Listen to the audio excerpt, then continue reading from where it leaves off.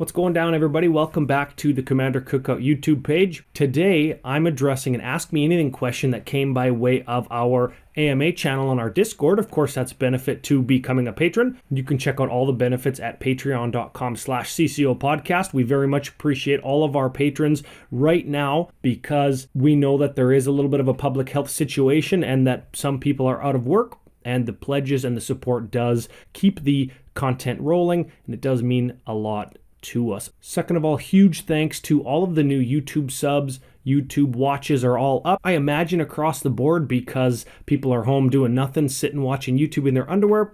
If that's you, thank you. If you are committed to consuming more of the Commander Cookout content because you like the YouTube content, feel free to share it with your friends. Feel free to hit the bell for notifications. That does help us out a lot. So without further ado, the question that we are asked is, besides beer, what do we drink?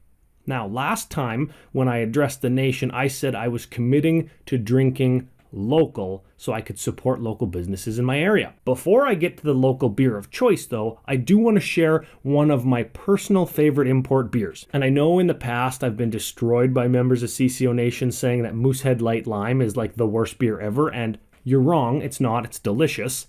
I've got another one here to show you. One of my favorites, Mythos. It's from Greece. It's a lager style beer.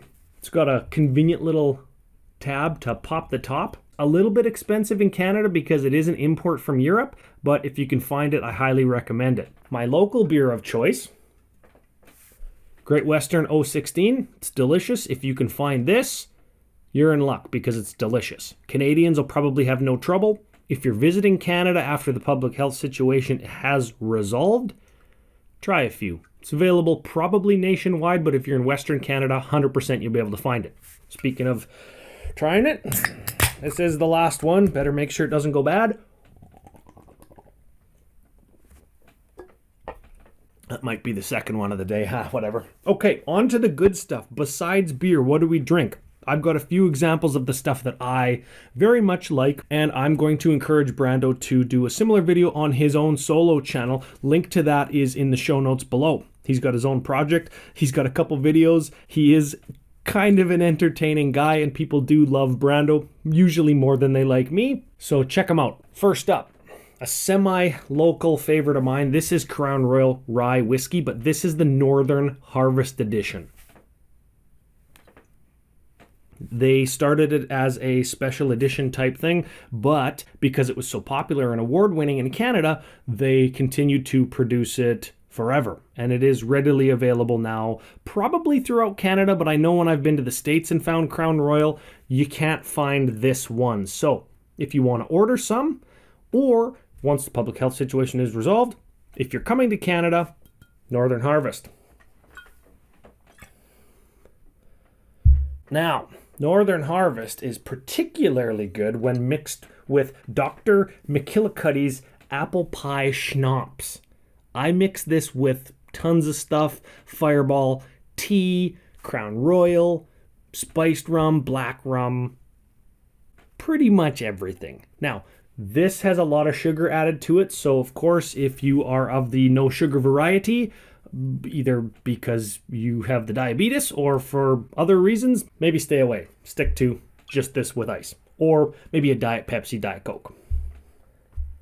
Love it. Next up, we are just getting through winter, and throughout the winter, particularly around Christmas time, I am an Amaretto fan. I do like me some Di Serono. This is the name brand Amaretto, but this is not the stuff that you get usually at the bar when you ask for it. People drink it on ice. People drink it with kind of a cream. I don't know if that's something that I'm into. I like it with Diet Dr. Pepper. I try to stay away from the sugary carbonated drinks. Plus, when you mix it with regular Dr. Pepper, it's just a little bit too sweet. So I like the Diet Dr. Pepper, maybe a little bit of water or on ice, and you leave it for 10 minutes. That's a good one. Next up, tequila. And I like a good cheap tequila, but I do like me some expensive tequila as well. Today we're going to look at something kind of right about in the middle. The first thing I'm going to start with, Don Julio Reposado. This, by far, hands down, my favorite tequila. It's not crazy expensive. I know when I go to my liquor store, I pay in Canadian dollars about $85 for this. And it is delicious. I drink it straight. I drink it in margaritas. I drink it with tacos. Love it.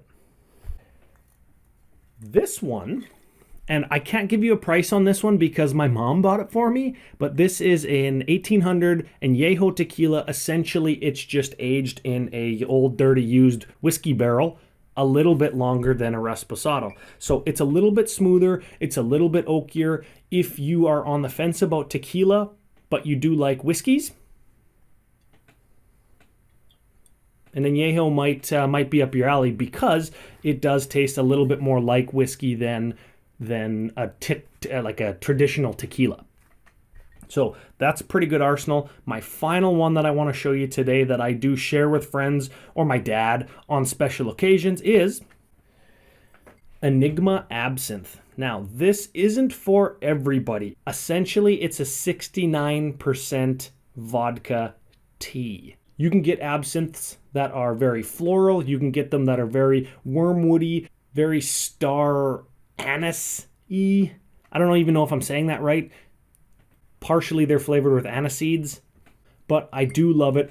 And it doesn't make you high, and you don't have to light it on fire. All you have to do is make sure that you drip water slowly in to mix with your 1 ounce or so of this to about 3 to 4 parts water with a cube of sugar. Now, I have an absinthe dripper. You don't need one, but if you want to mix it properly, you do want to take between, 10 or 12 minutes to slowly mix water into the absinthe. The oils in whatever plants are steeped into the vodka slowly release as they come into contact with water, and that's what helps change the consistency of it. It goes from clear to very cloudy, and that is what gives it its flavor. So if you're into a very earthy or woody scotch or very herbal or botanical tasting liquors, and you don't mind like 70 to 75% alcohol volume drinks, this might be your jam. Now, of course,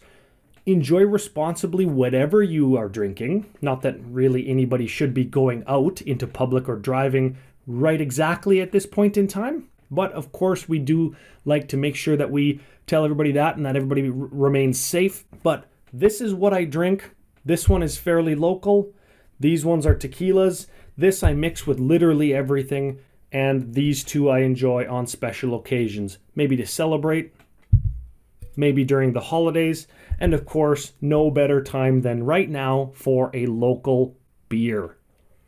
So that's it. That's what I like to drink other than beer. I hope you have enjoyed this segment, found it educational. If you'd like to see what else I like to drink, because I have an entire cabinet, let me know. I'd be glad to share. I'd be glad to produce more magic adjacent type educational content like this for CCO Nation in times where I can't play Magic or I'm not playing Magic to come up with stories to tell everybody, and when I can't actually sit down with any of the CCO dude bros.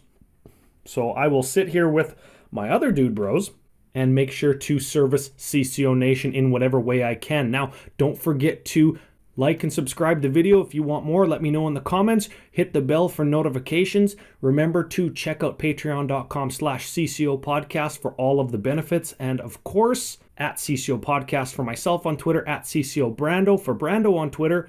Brando's new YouTube channel in the show notes below. Facebook.com/CCO podcast every Thursday for the Facebook card altar auctions. And CommanderCookout.com for everything else Commander Cookout.